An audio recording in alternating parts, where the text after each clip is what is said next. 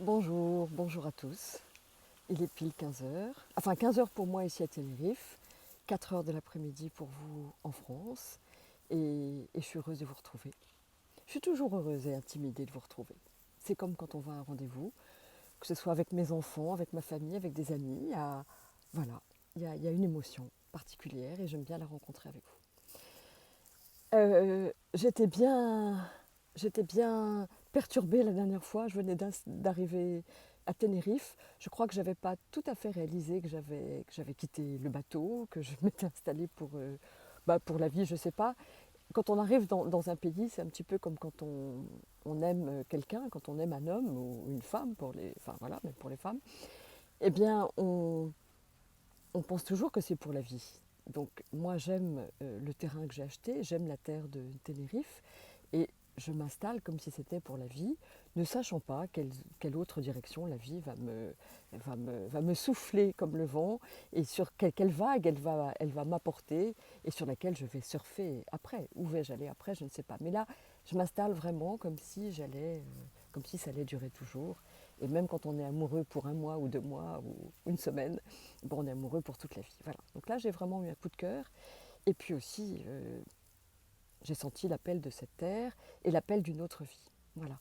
Donc j'avais un peu la tête à l'envers. C'était un petit peu compliqué. Et tout est un petit peu plus compliqué que j'avais pensé, mais en même temps, tout va bien se passer parce que je vais prendre les choses comme elles viennent. Je pense que les anges ont assez bien géré jusqu'à maintenant, donc je vais leur laisser la main, l'aile, et d'un coup d'aile, ils vont me guider. Et ce à quoi je suis attentive, ce n'est pas tant à me presser de faire, de passer à l'action, de faire toutes les démarches administratives, toutes les démarches pour faire arriver l'eau sur le terrain, les containers, tout ce flot de choses, mais plutôt à me reposer et à être vigilante et attentive aux signes bienveillants qui vont jalonner tout mon parcours comme les petits cailloux du petit pousset pour que je trouve ma route. Voilà. Et c'est un petit peu dans cet esprit-là que j'ai envie de vous parler. La dernière fois, je vous ai fait un live, euh, je disais suffragette, mais en même temps, on vit un tournant tellement historique et il se passe tellement de choses sur cette planète qui sont aussi catastrophiques que prometteuses en même temps, que j'avais envie qu'on puisse parler des deux aspects, de l'aspect sombre et de l'aspect lumineux. Alors, la première chose, c'est que oui, il faut faire attention de ne pas être obsédé par ce Covid, de ne pas être obsédé par l'actualité ambiante, par tout ce qui se trame sur la planète de, je dirais de désagréable, c'est un terme très, très poli, de d'effrayant. Et en même temps, voilà, il ne faut pas s'abreuver à ça tout le temps parce que ce sur quoi on porte son regard, eh bien, quelque part, on le devient. Donc quand on va bien, d'ailleurs, on voit les belles choses. Et quand on va mal, on dit on voit tout en noir. Donc c'est ça, voir tout en noir. Il ne faut pas voir tout en noir et il faut vraiment ménager son attention et la partager entre des choses valeureuses, merveilleuses. Et il y en a plein. Il y en a plein partout, chez nous, autour de nous.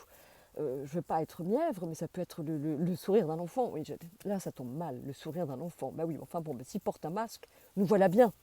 Je ne vais pas recommencer, mais simplement, il y a plein de choses merveilleuses. Si on regarde la nature, et même en ville, on peut être amoureux des villes aussi. Hein. Il n'y a pas que de la turpitude dans les villes. Il faut s'accrocher, il faut dépenser du temps et de l'attention pour regarder les belles choses et ne pas se focaliser sur l'ombre. N'empêche qu'avec tout ce qui se passe, ce moment historique et ce basculement de notre humanité, qui était annoncé depuis plus de 10 ans, hein, tout ça a été même dit, les choses ont été dites. Là maintenant, tout éclate, tout arrive à la lumière, et je ne dis pas ceux qui sont réveillés un peu moins tôt, ceux qui ont fait un peu la grasse matinée et qui n'ont pas tout à fait accepté de penser que le vaccin, moi je vous l'ai dit, hein, dès les premières vidéos que j'ai faites, les lives que j'ai faits en mars, je vous ai dit que le vaccin était probablement déjà fait, et je vous ai dit avec une légèreté qui n'était pas feinte, mais qui participait de ma confiance en la vie, que Bill Gates était comme un virus et qu'il fallait danser avec. Voilà. Nous sommes tous un éclat de la même facette, nous sommes tous un éclat du même, une partie du même, enfin je dirais une facette de la même boule de lumière. Vous savez, ces boules qu'on voit dans les boîtes de nuit. Donc nous avons tous des parties d'ombre et de lumière à l'intérieur de nous. Ce qu'on voit à l'extérieur, eh bien, on peut bien être sûr que nous sommes agités à l'intérieur de nous par les mêmes pulsions contraires.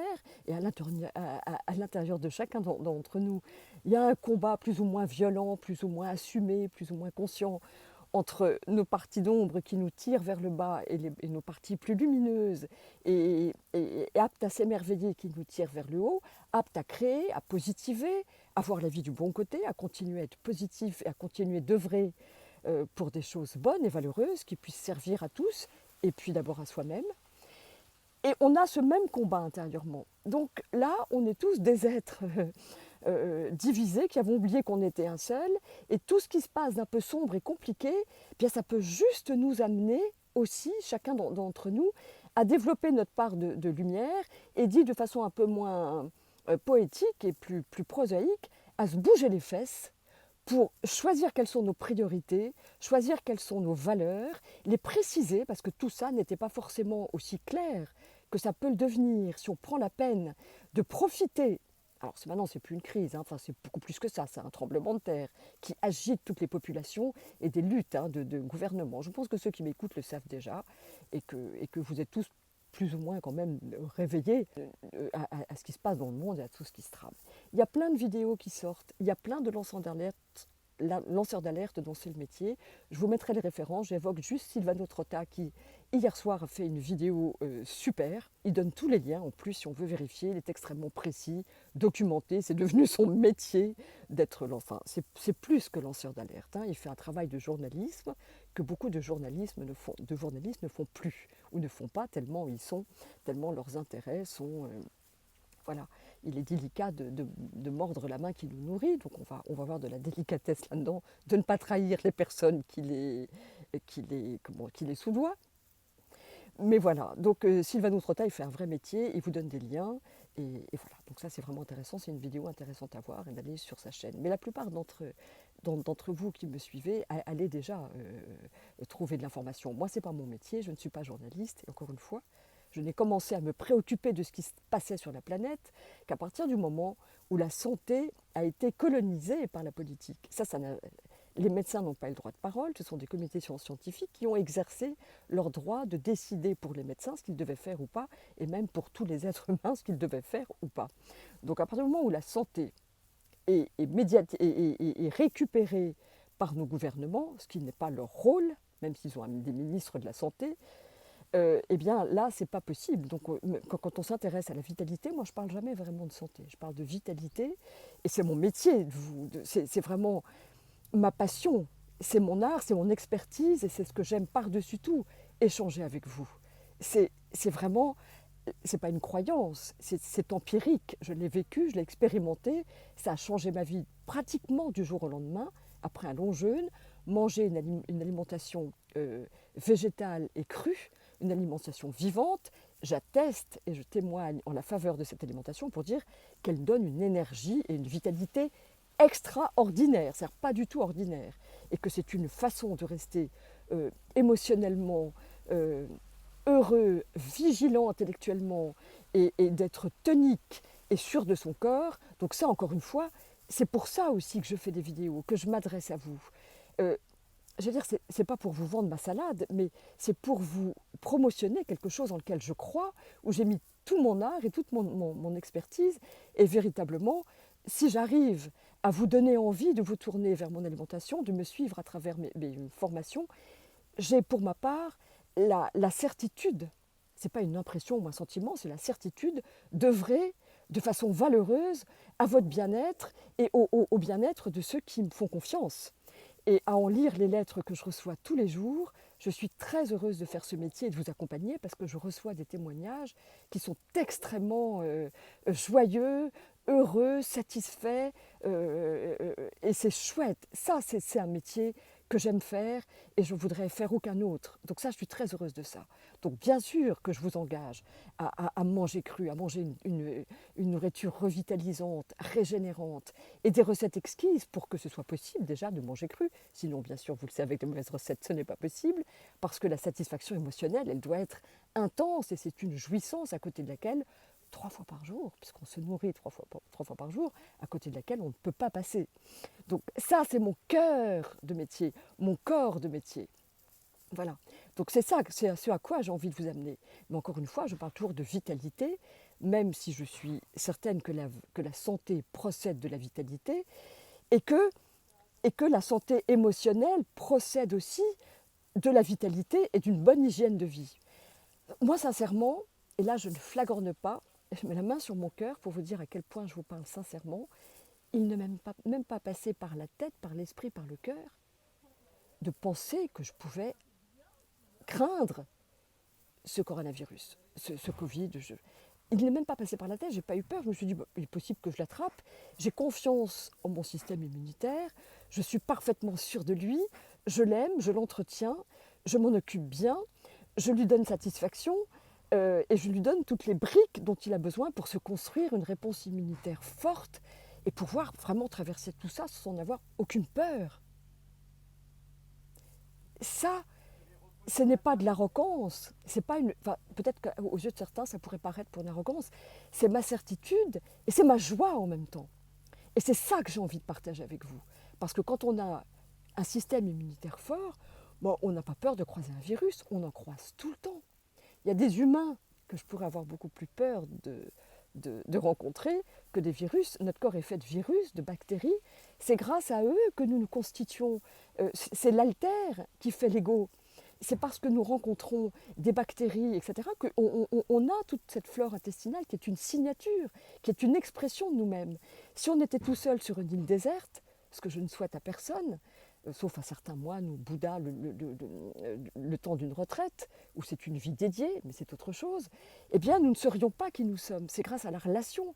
Alors la relation est avec les virus, avec les microbes, avec ce que nous mangeons, ce à quoi nous nous frottons, et ce à quoi nous rentrons en interaction, ce que nous regardons, là où nous accordons notre attention, ce vers quoi nous nous engageons, ce pourquoi nous nous engageons, les gens que nous choisissons d'aimer, la nourriture que nous choisissons d'aimer, tout ça c'est notre signature.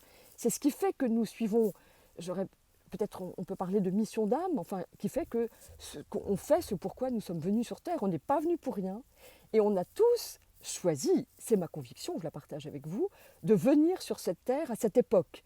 Donc, il ne s'agit pas de se voiler la face sur tout ce qui se passe et de dire, moi, la politique, je m'en fous, on finira bien par s'en sortir. Il s'agit quand même de faire des choix maintenant, parce qu'un choix est proposé. Et ce qui se passe sur cette planète, nous avons quand même choisi, puisque nous sommes là, à cette époque, où que nous soyons répartis géographiquement, d'y faire face. D'y faire face, ça ne veut pas dire de lutter contre. Encore une fois, je ne pense pas qu'il faille lutter contre le cancer, qu'il faille lutter contre. Il faut danser avec de tout son cœur et de tout son art, même si parfois il faut, comme Jésus l'a fait avec les marchands du temple, sortir l'épée et couper des relations toxiques, des relations nocives, une nourriture toxique, des addictions toxiques, tout ça, des habitudes ou des modes de réflexion que nous savons entretenir quand nous nourrissons notre corps de souffrance. Nous avons tous un plus ou moins actif. Moi, il m'a semblé qu'avec cette pandémie, je n'aime pas dire le mot de pandémie, hein, il y a moins de gens qui sont morts du Covid que de la tuberculose. Mais bon, ne remuons pas tout ça.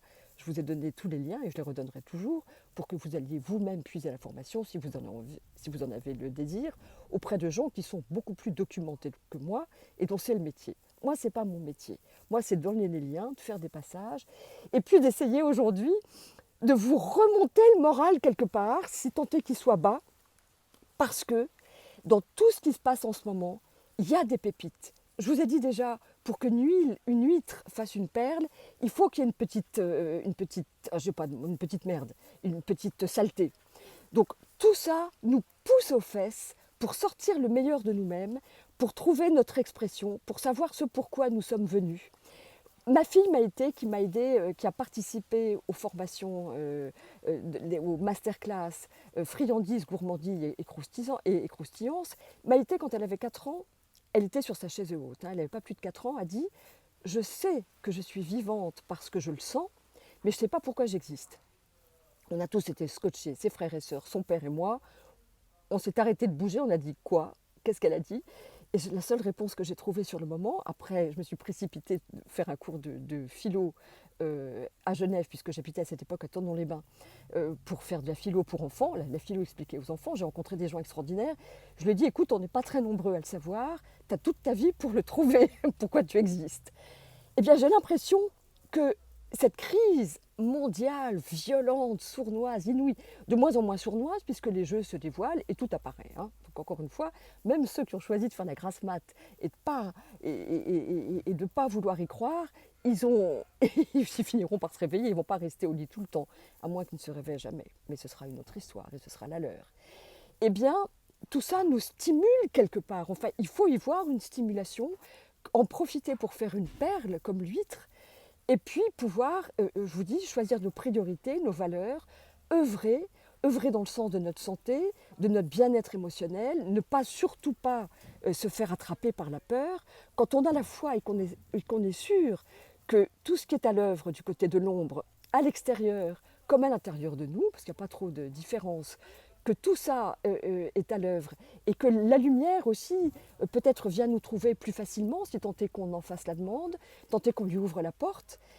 Donc nous sommes aidés autant que nous sommes en ce moment poussés dans nos retranchements, mais dans nos retranchements, de même qu'une plante quand elle souffre un peu, va plus loin pour trouver de l'eau, va plus profond dans la terre pour pousser ses racines et trouver de l'eau, à nous de puiser plus loin, plus haut nos antennes pour puiser de la lumière.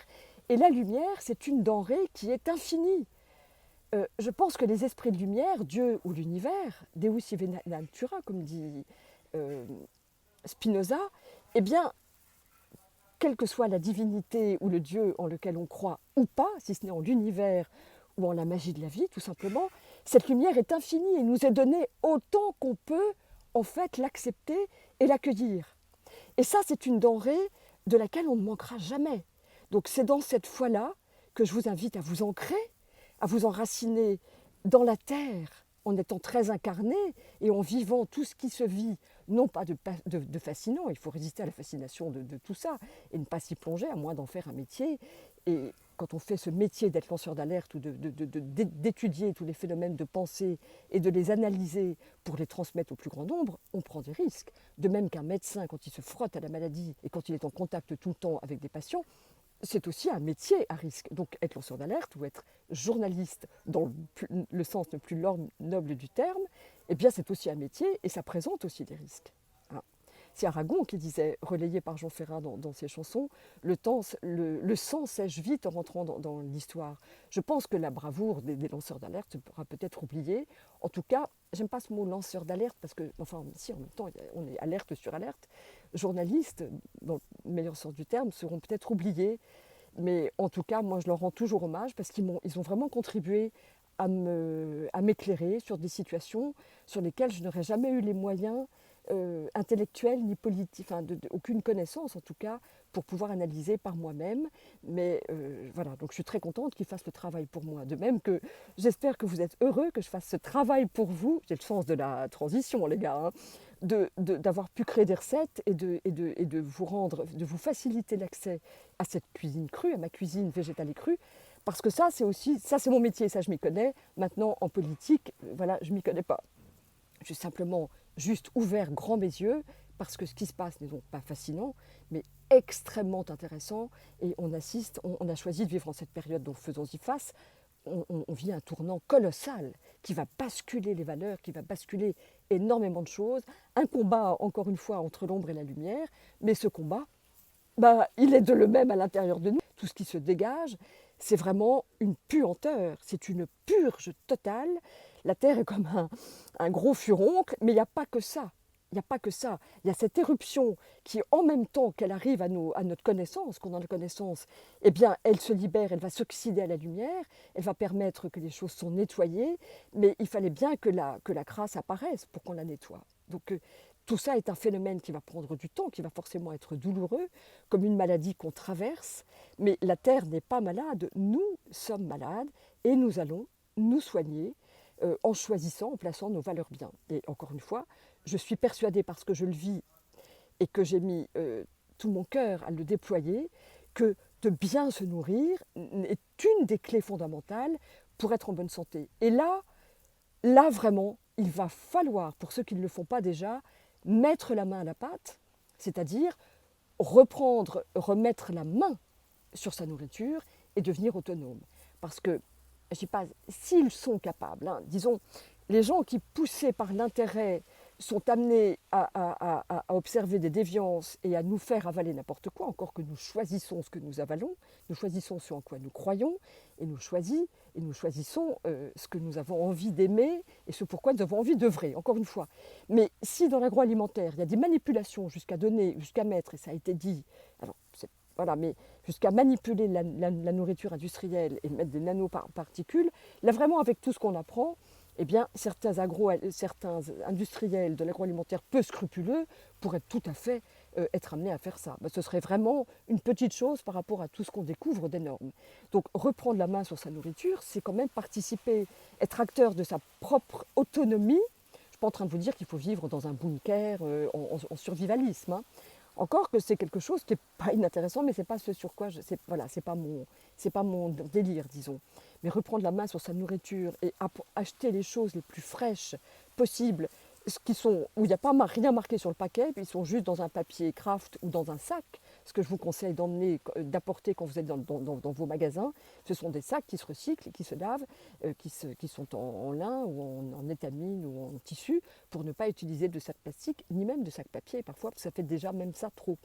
Donc quand on va dans les magasins, on achète une pomme, c'est une pomme. Ben, si elle n'est pas chimique, hein, si elle est une pomme normale, donc une pomme bio ou pas traitée, et on achète des fruits et des légumes et des algues et des fleurs et des matières, des fines herbes, des légumes racines. On achète des matériaux bruts et on les transforme chez soi. Et je suis tellement sûre et j'ai tellement expérimenté avec une joie extraordinaire qui m'a donné cette créativité que j'accueille avec beaucoup de gratitude, que ça, c'est une façon de se maintenir en santé et d'être joyeux, puisque d'être sûr de soi et de ne pas se laisser attaquer ni par la peur, ni par le four. Enfin, voilà. Je ne dis pas que ça rend plus intelligent ou plus spirituel que d'autres, mais ça nous permet, si on l'est, autant de le rester, autant joyeux que spirituel qu'intelligent. Et encore une fois, si on se sent en bonne santé, de le rester. Et si on a envie de rattraper un déficit immunitaire ou de se remettre en santé, c'est extrêmement important. Et c'est extrêmement puissant. Et c'est pour ça que j'ai consacré ma vie et que j'adore vous accompagner pour ça. Voilà. Alors, si tant est que certains puissent penser que je fais de la promo, eh bien, je l'assume totalement. Tellement je suis persuadée que c'est chouette de s'alimenter comme ça et tellement c'est puissant pour toute notre stabilité physique, émotionnelle, immunitaire et voilà, intellectuelle. Et là, ce qui est génial en ce moment, c'est qu'il y a de vraies ressources. Toute cette ombre, toute cette crasse qui s'agite depuis longtemps, c'est juste que maintenant on la voit, hein. Donc il y a des gens qui œuvrent plutôt pour nous embêter, nous priver de nos libertés, nous dominer, mais ça il y en a toujours eu. Toujours eu, toujours eu, regardez l'histoire, toujours eu des complots, des malversations, de l'esclavage, de la mainmise sur des humains, sur des richesses, sur des ressources, sur le vivant. Il y a toujours eu ça. Simplement, il faut l'accueillir, non pas voter pour et non pas l'accepter, non pas y consentir, ne pas remercier les gens qui nous titillent, mais remercier la vie qui nous met simplement en face d'une altérité, qui nous amène pas forcément au combat, mais à se révéler, à trouver en soi des ressources que nous n'avions pas et à se révéler. Donc c'est ça. C'est vraiment une occasion de croissance et une occasion magnifique, sordide et magnifique. Il faut toujours voir les deux aspects de l'ombre et de la lumière qui nous habitent et qu'on voit à l'extérieur et en tirer parti. Voilà, c'est ça que j'avais envie de vous dire. Je ne veux pas dépasser trop le temps. Merci à vous.